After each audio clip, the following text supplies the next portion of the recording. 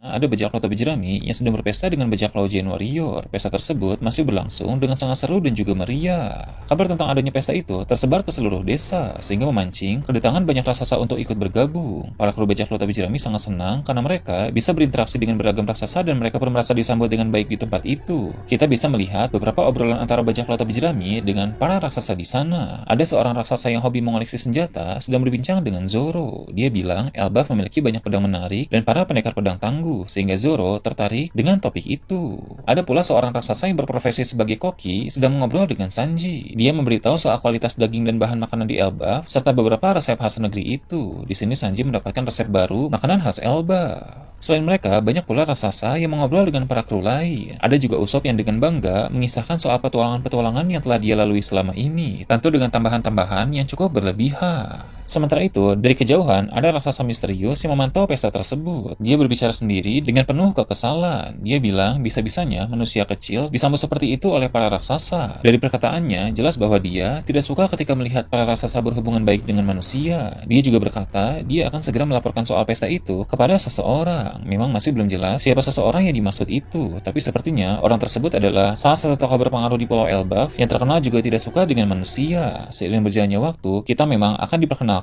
dengan semakin banyak karakter raksasa yang memiliki sifat serta kepribadian beragam. Ada raksasa yang terbuka untuk menerima manusia, tapi ada pula raksasa yang tidak suka dengan manusia. Jadi selain dua kesatria suci yang akan menjadi masalah bagi bajak laut topi jerami, ada pula dari pihak raksasa yang akan menjadi masalah bagi bajak laut topi jerami. Kemudian, cerita beralih ke tempat lain. Diperlihatkan ruang otoritas di Mary Joyce, tempat di mana para Gorosei sedang berada saat ini. Setelah siaran Vegapunk, Gorosei terus-menerus menerima laporan dari para bawahan bahwa ada banyak sekali pertanyaan dari pihak negeri-negeri yang berafiliasi dengan pemerintah dunia. Pertanyaan itu tentang bagaimana nasib mereka jika dunia tenggelam ke dalam lautan. Tentu para raja dan ratu merasa khawatir akan masa depan mereka, karena bila ketinggian air laut terus mengalami peningkatan, maka mereka semua akan mati. Bahkan ada beberapa di antara mereka yang mengajukan permintaan untuk tinggal di atas Red Line, berdampingan dengan Mary Joyce, tempat tinggal para Tenryubito. Jadi, mereka mau melakukan pembangunan negeri baru di tanah kosong wilayah Red Line sebagai persiapan bila nanti air laut naik. Tentu Gorosei tidak bisa menerima hal tersebut, karena tidak boleh ada orang lain yang tinggal di atas Red Line selain kalangan pemerintah dunia. Tapi Gorosei juga tidak bisa langsung menolak permintaan para negeri itu, karena nanti akan membuat situasi menjadi semakin tidak kondusif. Gorosei Warkuri bilang, kekacauan semacam ini memang tidak terhindarkan gara-gara siaran dari Vegapunk. Sang ilmuwan itu sukses memancing reaksi besar dari seluruh dunia dan membuat mereka menjadi kerepotan. Menurut Warkuri, sekarang pemerintah dunia harus segera mengambil tindakan terbaik untuk membuat publik menjadi tenang. Gorosei Mars pun menanggapi dengan berkata, cara pertama yang harus dilakukan sebenarnya adalah dengan mengendalikan berita. Mereka harus membuat koran mencetak berita baru yang mengatakan siaran dari Vegapunk itu adalah kebohongan. Tapi dalam 2 hari ini, Morgans tidak bisa dihubungi oleh pemerintah dunia, sehingga keadaan pun menjadi semakin rumit. Saat Mars berbicara soal ini, diperlihatkan kantor koran milik Morgans yang sedang terbang. Di sana ada Morgans yang tertawa di hadapan Vivi dan Wapol. Morgans bilang dia telah memutus kontak dengan pemerintah dunia untuk sementara waktu, karena dia yakin mereka akan mengintervensinya dalam membuat berita. Morgans paham kapan dia harus memberitakan kebohongan dan kapan dia harus memberitakan kebenaran. Dalam kasus siaran Vegapunk ini, bagi Morgans, kebenaran lebih menarik, sehingga dia tidak mau diganggu oleh pemerintah dunia. Diskusi para Gorosei masih berlangsung. Jupiter berkata mereka harus mengirim CP0 untuk mencari Morgans dan memaksanya membuat berita sesuai keinginan pemerintah dunia. Selain itu, mereka juga harus mengirim utusan ke berbagai negeri untuk menyampaikan bahwa semuanya akan baik-baik saja, sehingga para raja dan ratu tidak perlu panik akibat siaran dari Vegapunk. Gorosei Nusjuro sepakat, tapi dia juga mengingatkan bahwa dalam hal ini, pemerintah dunia harus sangat berhati-hati. Mereka tidak boleh melakukan kesalahan karena nanti bisa memicu pemberontakan besar-besaran dari banyak negeri. Nusjuro tahu orang-orang yang panik bisa melakukan apa saja, sehingga pemerintah dunia harus bermain rapi.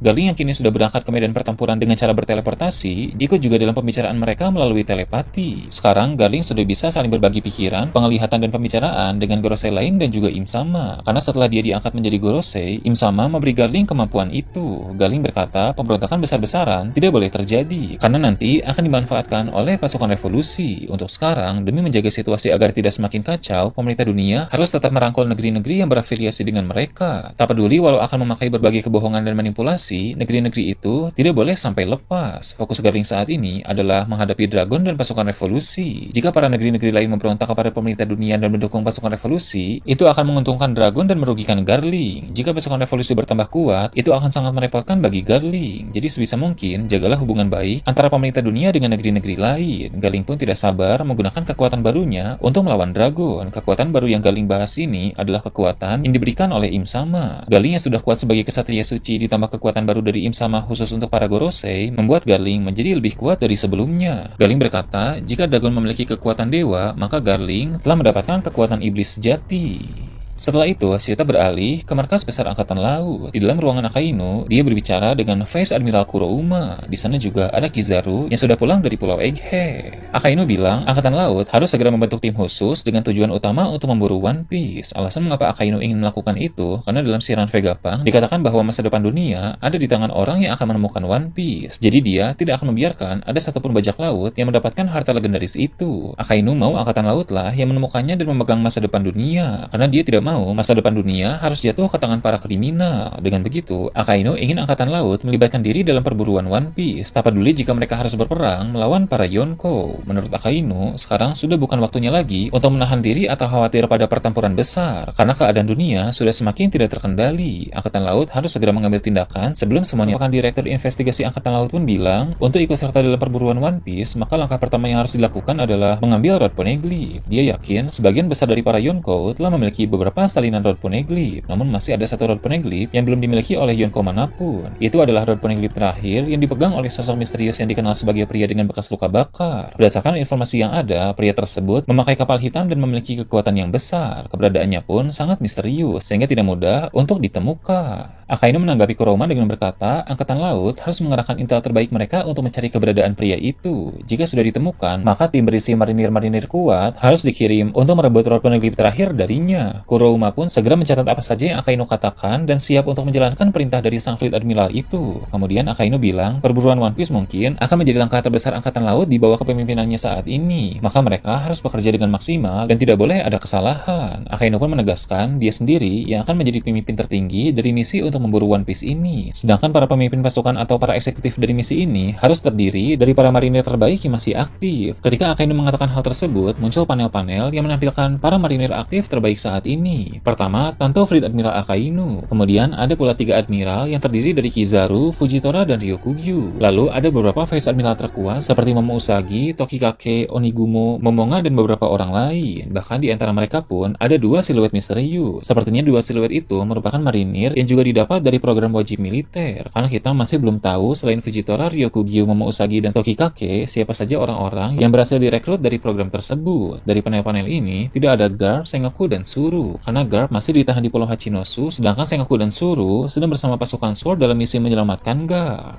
Terakhir, cerita beralih ke wilayah langit di Elbaf. Di sana ada Lilith yang sedang terbang menunggu senjata kiriman dari Vegapunk gabungan. Lilith menunggu senjata itu untuk bisa melawan kesatria suci wanita yang kini sedang menyerang perpustakaan burung hantu. Robin, Chopper, dan Bunny masih menghadapi kesatria suci wanita itu di perpustakaan tersebut. Sambil menunggu, Lilith pun mengingat kembali percakapan antara Robin dan Sao beberapa waktu yang lalu. Mereka berdua sempat membahas soal dampak dari siaran Vegapunk di Pulau Egghead. Walau baru 2 hari berlalu sejak siaran itu tersebar, tapi berita terbaru mengabarkan bahwa siaran itu sudah membawa implikasi yang serius. Sao bilang, reaksi dan aksi dari orang-orang memang tak terhindarkan usai mereka mendengar siaran tersebut. Informasi mengenai dunia yang berpotensi tenggelam ke dalam lautan dan masa depan dunia yang ada di tangan siapa yang menemukan One Piece merupakan berita besar, sehingga wajar bila menimbulkan keterkejutan dari publik. Lilith pun bersyukur Vegapunk yang asli sempat mengumumkan soal fakta itu